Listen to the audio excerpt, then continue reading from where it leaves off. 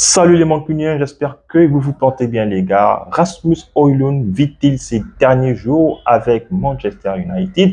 Parce que oui les gars, ce dernier n'ayant pas disputé la moindre minute contre la Fiorentina, le dernier match de Manchester United avant d'affronter Arsenal lors de la première journée de la Première Ligue, les interrogations ont le mérite d'être posées parce que oui, ce dernier aurait vu l'arrivée de Benjamin Sesko, tout droit venu du RB Leipzig, mais aussi Ruben Amorim aurait soufflé après le match que Manchester United tient son nouvel attaquant. Donc oui les gars, est-ce que Rasmus Højlund va encore rester à Manchester une troisième année consécutive, étant donné qu'il y a un club qui lui fait vraiment les yeux doux? Donc nous allons dans un premier temps nous poser la question si ce sont bel et bien les derniers jours de Rasmus Højlund à Manchester United, mais aussi parler du club qui s'est manifesté, ou du moins ce qui ressort dans les manifestations, qui n'est d'autre que le AC Milan du côté de l'Italie. Alors oui les gars, vous connaissez la chanson, hein? Si vous n'êtes pas encore abonné, n'hésitez pas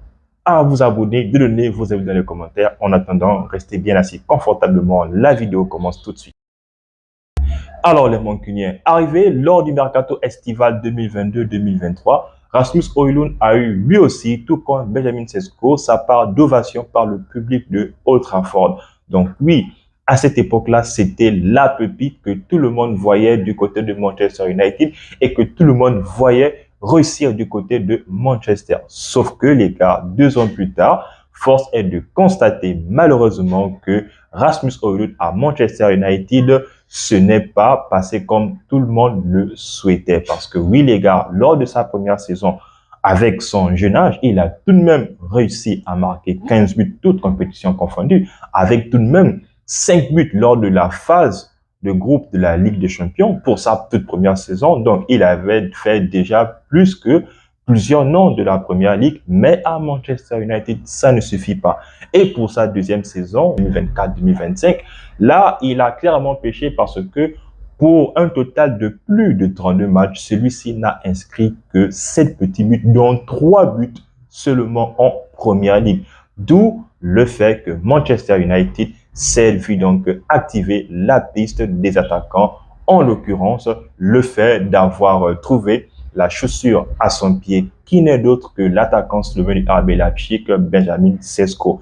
Et son arrivée va forcément laisser des plumes du côté de l'attaque de Manchester United, parce que oui, on le sait maintenant les gars, le trident offensif de Manchester, c'est bien Matheus Cunha, Benjamin Sesko en pointe et Bryan Mbeumo sur le côté. Donc là, Rasmus Højlund n'a clairement plus sa place. Même si encore une fois, si Manchester United ne recrutait pas un attaquant de pointe, pour moi, j'étais sûr et certain que Rasmus Højlund, avec ses 2 nouveaux partenaires, pouvait atteindre tout de même un total de 10 buts en Première Ligue. Mais malheureusement, les gars, Manchester a 1000 tours dans son sac. C'est la raison pour laquelle, même nous qui sommes supporters de Manchester United, on n'a pas vu donc la rapidité à laquelle Manchester United a très rapidement conclu l'accord entre Sesko et le club, mais aussi entre son club homologue, le RB Leipzig. Sauf que les gars, l'arrivée de Højlund fait tout de même du bien à un club. Et ce club-là, c'est l'AC Milan, qui aimerait que ce dernier, donc Rasmus Højlund, puisse être le nouvel attaquant. Parce que eux aussi, ils n'ont plus d'attaquant. Du moins, ils avaient Morata qui les a quittés, je pense, au mercato hivernal. Ensuite, ils ont tout récemment Tammy Abraham, l'anglais, qui les a quittés, qui est parti du côté du Beşiktaş, si je ne dis pas donc de bêtises. Donc, il leur manque inévitablement un numéro 9. Donc, le nouveau coach de l'AC Milan, Massimiliano Allegri, voudrait avoir Rasmus Højlund sous forme d'un prêt. Et ce serait un prêt qui serait donc de 4 millions de livres sterling, avec une obligation d'achat de 30 millions de livres sterling, soit environ 6 millions d'euros en prêt, et une obligation d'achat de 45 millions. Donc, ce serait l'offre que l'AC Milan préparerait pour Rasmus Højlund, qui est pour le moment le flop de Manchester United. Sauf que les gars, Rasmus Højlund aimerait se battre pour sa place de numéro 9 à Manchester United. On le sait tous les gars, lorsque Benjamin Sesko a finalisé tout son départ avec Manchester United, ce dernier, donc Højlund, aurait liké une photo, un post donc de Sesko afin de pouvoir devenir son rival à la pointe de l'attaque de Manchester United. Lui, dans un premier temps, les gars, n'aimerait pas partir.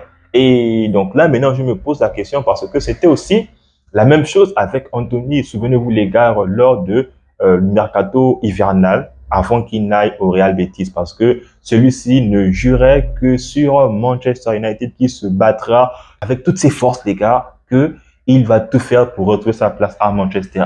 Mais cela ne s'est pas fait. Il a donc fini par céder aux sirènes du Real Betis. Et heureusement pour lui, parce que le club a fini par lui donner une santé. Et c'est la même chose, les gars, qui se passe. Bon, selon moi, les gars, selon ce que je vois, selon ce que je constate, Rasmus Højlund, pour lui, se sent prêt à se battre pour une place de titulaire. Mais est-ce que les mots de Ruben Amorim, en disant qu'avec Benjamin Sesko, nous avons un attaquant, ne serait pas déjà un point qui sera en défaveur avec l'attaquant danois? Voilà pourquoi ce dernier serait vraiment en difficulté, parce que nul doute, les gars, que si Sesko est physiquement apte lors des entraînements, je ne doute pas qu'il sera aligné lors de la pointe de l'attaque pendant le premier match d'ouverture du championnat contre Arsenal. Parce que oui, les gars, ce qui fait vraiment la différence entre Højlund et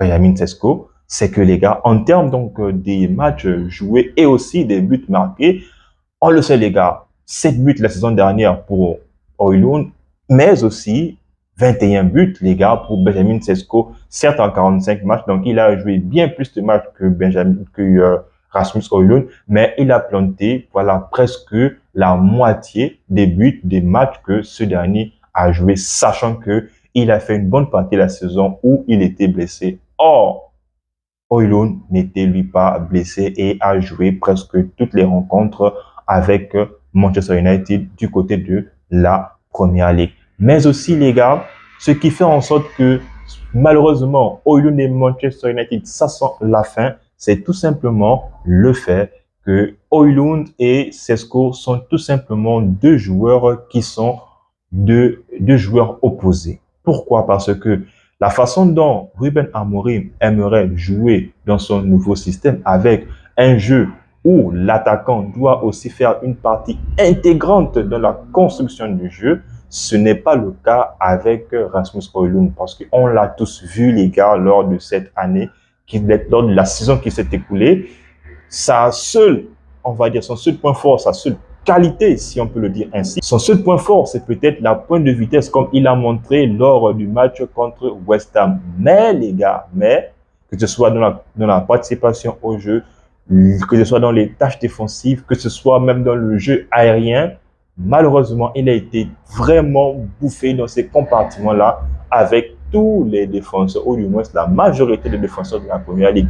Or, avec Benjamin Sesko, oui, il est peut-être plus grand de taille que Rasmus Højlund, n'empêche que dans ce système-là, les gars, il est vraiment au-dessus de Rasmus Højlund parce que la majorité de ses 21 buts marqués lors de la dernière saison, ce sont des buts de la tête. Il a aussi une superbe frappe de loin. Donc, ça peut aussi créer quelque chose de différent, chose que Rasmus Højlund n'a pas parce que c'est un attaquant qui se crée énormément moins d'action.